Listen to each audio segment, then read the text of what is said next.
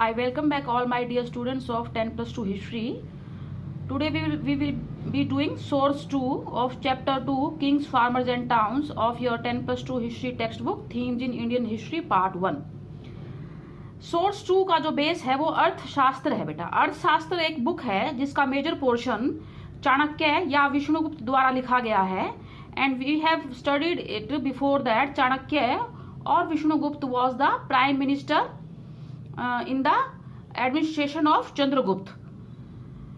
सो अर्थशास्त्र के अकॉर्डिंग जो मौर्यन एम्पायर के जो एडमिनिस्ट्रेटिव और जो मिलिट्री फीचर्स थे, जो प्रशासनिक और जो फौज के जो मुख्य जो प्रोविजंस थे, जो प्रावधान क्या थे, उसमें क्या सिस्टम था, उसकी माइन्यूट डिटेल्स दी हुई हैं, उसको बारीकी से बताया गया है।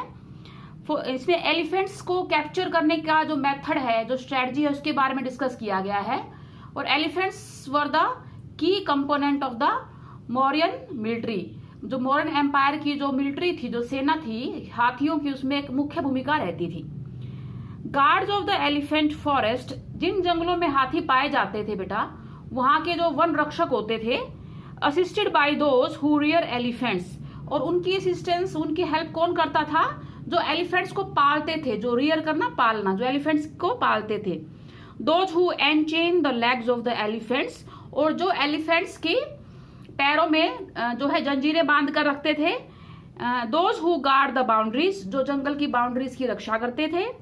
And those who live in the forest, और जो जंगलों में रहते थे। As well as by those who nurse elephants, और जो एलिफेंट्स का पालन पोषण करते थे, जिनको नर्स करते थे।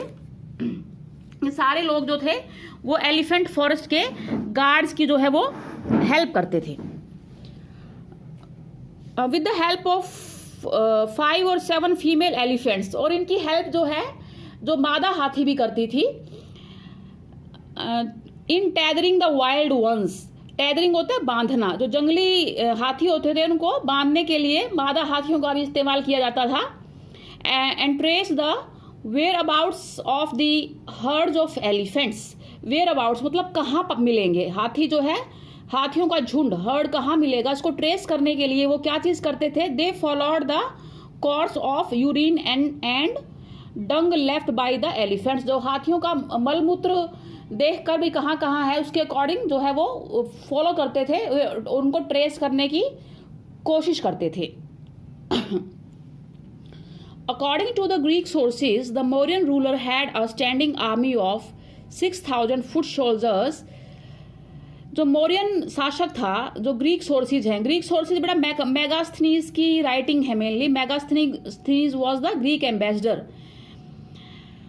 उसके हिसाब से जो मौर्यन एम्पायर था, उसमें मौर्यन रूलर के पास 6 लाख सौ बेटा पैदल सेना थी, स्टैंडिंग आर्मी फुट सोल्जर्स की, वो तैयार रहती थी हमेशा। 30,000 कैवेलरी थी, कैवेलरी होता घुड़सवार थे। एंड 9,000 उनके पास एलिफेंट्स थे। कुछ हिस्टोरियन इस डाटा को, इस अकाउंट को एग्जाजरेटेड, मतलब कि ये बहुत ज्यादा बढ़ा चढ़ा के इसका वर्णन किया गया है, मानते हैं। तो ये आपका सोर्स ए है, how elephants were captured for the army. Our today's topic is new notions of kingship.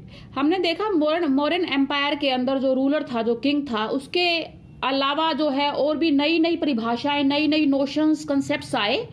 What is a king, कि राजा क्या होता है।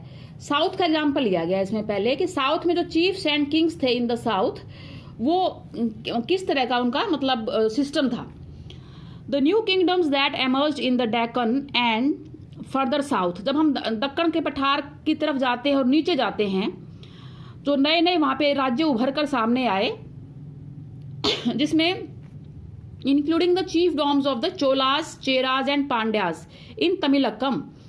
जो चोल, चेर और पांड्यास के बारे में हमने 7th क्लास में ब्रीफली पढ़ा था। और ये तमिलक्कम में इनका चीफ डॉम था, इनकी जो एम्पायर था वो फैला हुआ था।